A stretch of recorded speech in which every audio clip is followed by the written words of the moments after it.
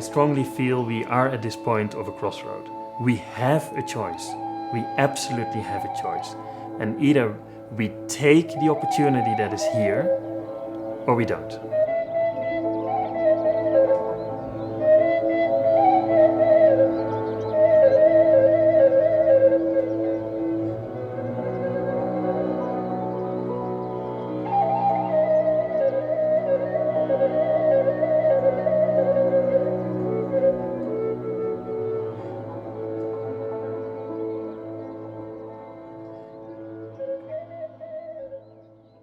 So if you look carefully, you can see the different plots of different farmers who used to farm here. They are old or gone, so they're not farming it actively anymore. But they're all small plots of land.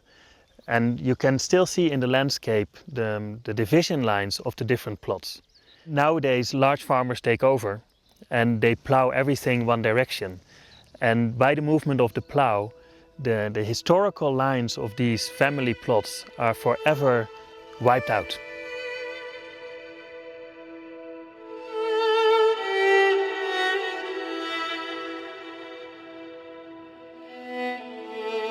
What Alpa aims for is vibrant rural communities in a rich ecological landscape.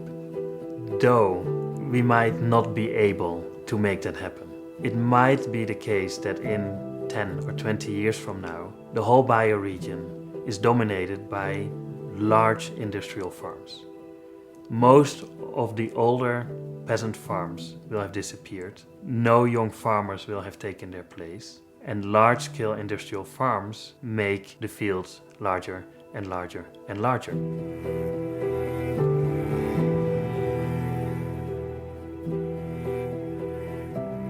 Here we still stand at small parcels of agriculture land, and what we see is that there is a hedgerow in between. If you have a large monoculture field, there are no hedgerows anymore. In the background we see a wetland with reed. So insects, birds, amphibians, they all profit. Tiny little creatures that we can't even see in the soil food web. The roots, they are doing their work. It's water retention. It keeps the whole ecosystem healthy. So not only the birds and the insects profit from that, but also the larger farmers. Because if you keep the whole system healthy, you can keep farming forever. It's regenerative. If you take everything away and grow one crop, take all the hedgerows and all the wetlands away, in 20 years from now, 30, however, it's all gone. Your soil is dead and you can't grow any food anymore.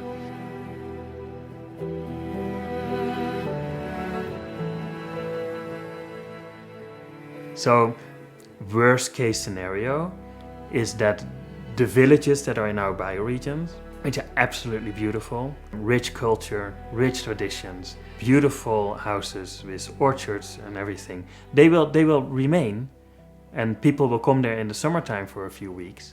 And those might be green spots in kind of a dead and bare landscape of big plowed fields, no trees, no bushes, no insects and birds that want to fly there anymore, with polluted soil, polluted groundwater, polluted air. So that's kind of the worst, the nightmare that can happen. It might very well happen.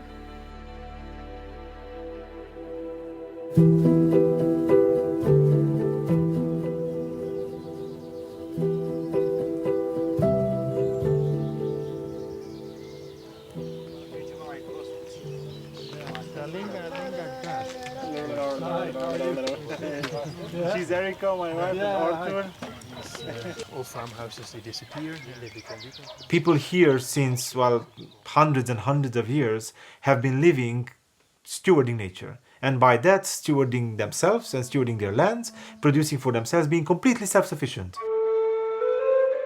And agroecology is the way to farm and conserve nature and to preserve wildlife and to interconnect and to steward land through it in a way that it can service both. Innovation is not always a new thing. Innovation sometimes comes back from our ancestors.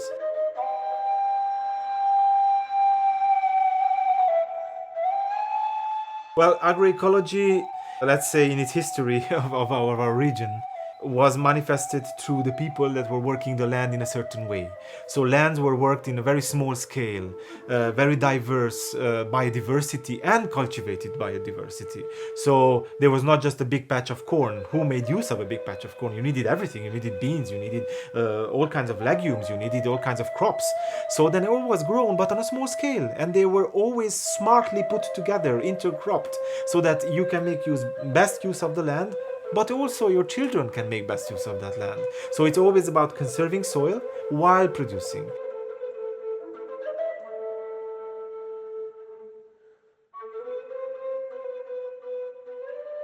If, for instance, in this village there are 4 or 5 smaller scale farmers, all the other villagers will get their pure produce from these farmers. So everybody automatically has a connection with the land. You see the farmers every day working the land. Yeah, and there is a local circular economy going on, all connected to the land.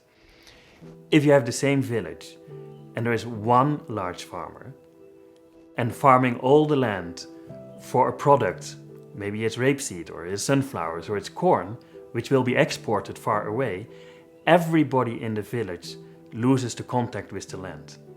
Not only the insects and the birds disappear, also the deeper cultural heritage that the people have had for such a long time will disappear.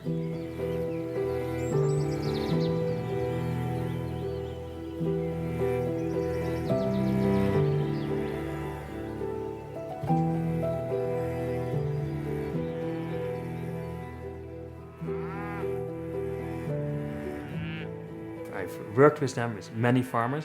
I've seen them being stressed.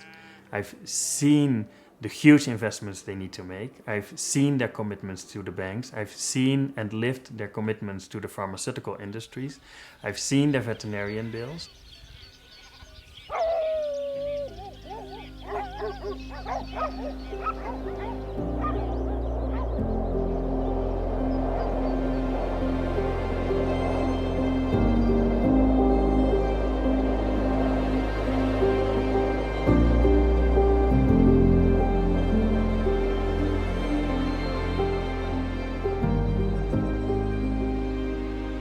And now youngsters are coming in with good ideas of permaculture, of regenerative farming, of biodynamic farming, of all these other aspects of agroecology that are in the umbrella of agroecology, and they are upscaling peasant knowledge with these good ideas.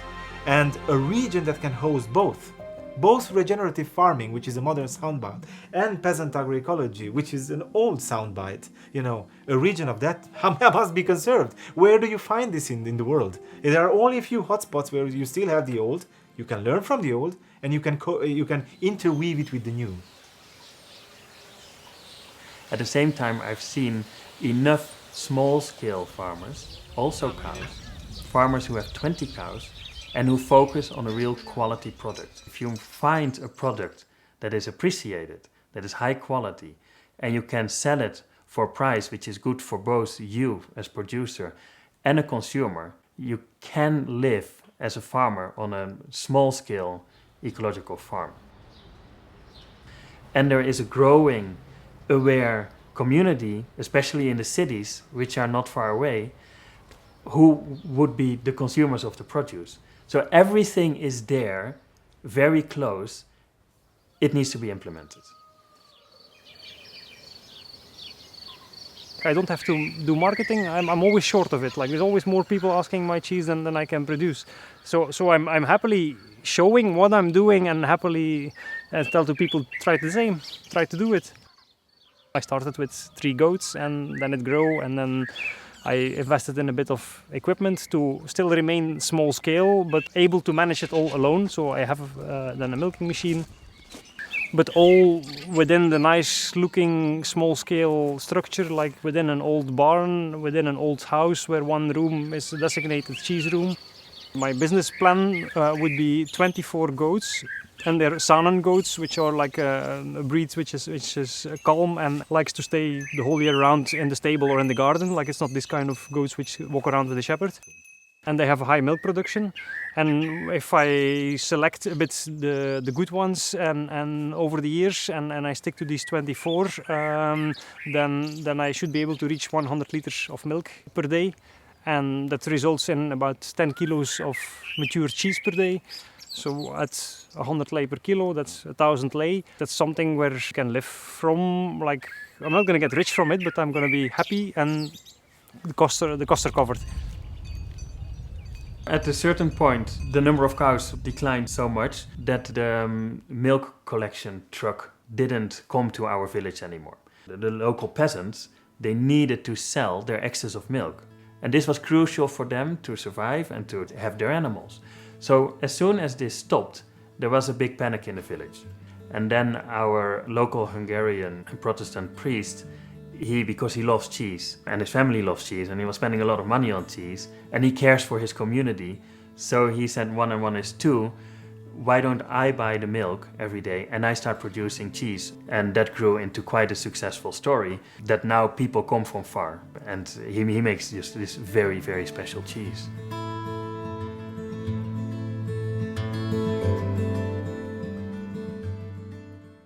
We are in a little cellar where I keep my cheeses, what I produce here for 12 years. Here people was very disappointed because within was a milk factory and they locked that factory. It was a period nobody knows what will happen, and I started that period to use this milk what was here, because people had no possibility to sell out the milk what they produce. The milk was here. I tried to make cheese. I have luck with this cellar because it's a very special climate where the cheese are maturizing, and as you taste it, they come very good quality. I'm leading them that they have to keep their traditional agriculture, traditional way of life, what was here a long time and now is disappearing. Many people like to come here because they want to watch the salad and smell the this atmosphere is special. For 12 years I have my connections. Every year there are coming new customers.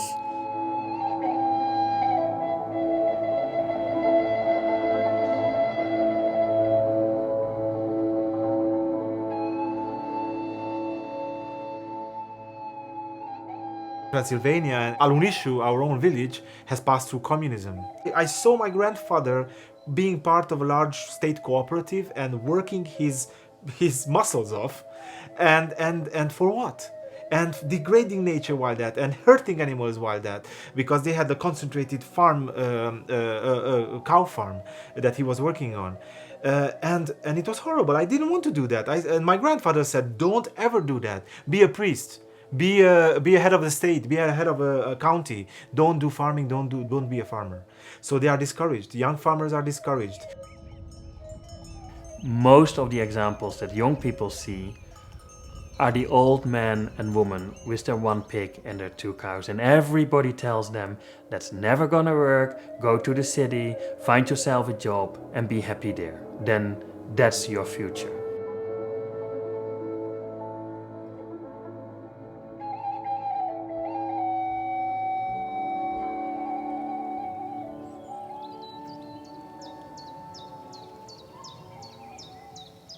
In Romania, there are 5 farms per hour disappearing. These are small peasant farms, but 5 per hour.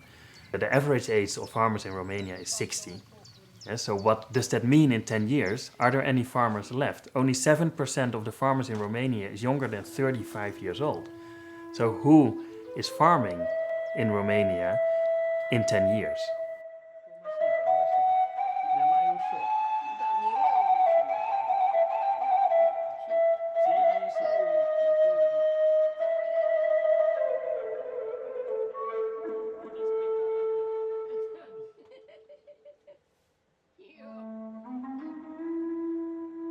These farms are perfect for future farmers. The whole infrastructure is there. There's a farmhouse, there's a barn, there's an orchard, there's a fertile agriculture land.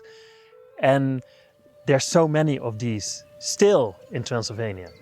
And in the next 10, 15 years, so many will come available that we could make a real change in the countryside if we use them for future farmers, for the small human-scale ecological farming.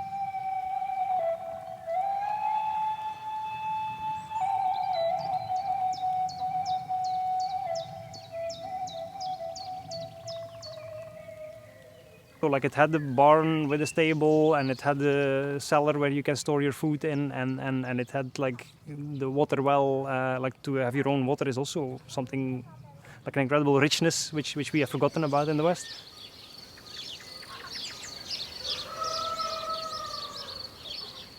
Young farmers, paradoxically, even in Romania, do not have access to land. With Alpa, we felt obliged, for the sake of young farmers, future farmers, to open up this access towards them. So what we are doing is that we are using capital in order to buy properties of land and put that in a common stewardship, where everybody who comes to Alpa becomes a member, and the decision over how that land is to be used is ours, as a collective, as a community. What called me home? Everything. The nature, the clean air, and I wanted to live without stress, without car noise. I wanted to live more healthy and more simple. I want to show people that there is an alternative to supermarket food, to pharmacies, to food that has been transported from Spain to us using a lot of fuel. I want to show that it's possible to grow with less water, without pesticides. I want to show that it's possible to eat local, seasonal, regional, simple but good and healthy. And we have already our own market here. Yes, and also Pick Your Own is working pretty well. Through the markets, people started to think what they could also sell at the market. That means that now they plant more things in their garden, or they have more animals, they produce more. Through that, they don't buy from the city, from the supermarket. We can buy their products, so we also don't have to buy from the supermarket.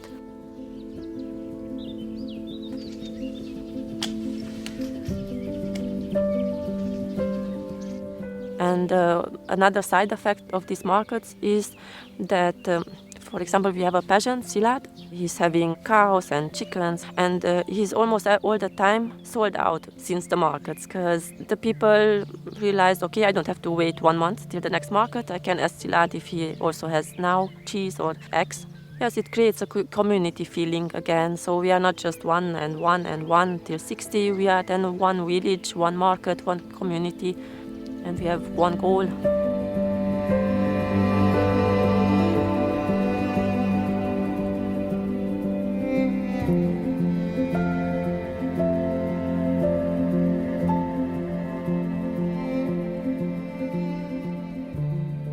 It's proven me by the history of this region is that people play the key role inside stewarding their land. We would not have this lush biodiversity if it not have been stewarded by the people, the ancestors of the people who lived here. It's basically, it was a practice and a knowledge that was transferred from generation to generation of how to offer to the next generation.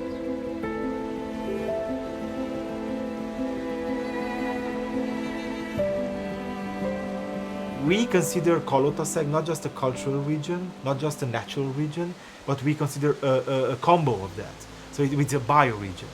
It's a region that we all live and thrive and would like to save, and there are many actors around us, and they're all acting segregatedly. Everybody does its little piece, civil society, good local government. But what if we act together? So Alpa would like to catalyze this. Alpa would like to create a network in our bioregion and to have conversations and plans together and directions and actual proper grassroots actions through which we secure land, through which we empower farmers, through which we put agroecology on the table and in the fields, through which we enhance biodiversity and conserve nature, and all this to be done collectively in our network. And not just that Alpa wants to do that, but while doing this, we want to create a blueprint out of this, because we are doing the hard way. So we have to learn step by step, how do you do this in Romania? And we want to put this blueprint at the service of other willing organizations who would like to catalyze the same.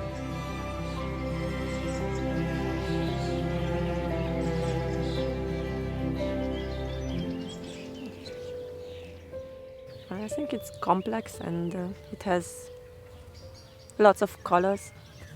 I can see the nature, the wildness, the beautiful diversity of the plants, the wild plants.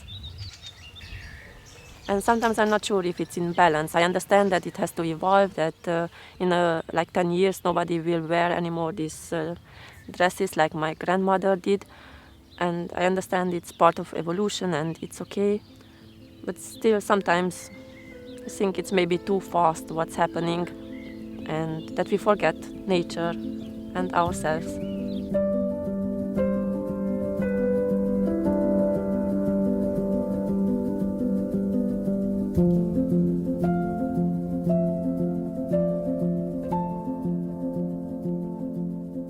These are difficult and challenging times. Very challenging. I have a son. Next week he will be 12 years old. What future will he live in? Every day I ask myself this question. What future will my son live in? I can choose to get quite depressed and sit down and cry a lot, and this has its place, and I do. And at the same time, I also choose to stand up and act.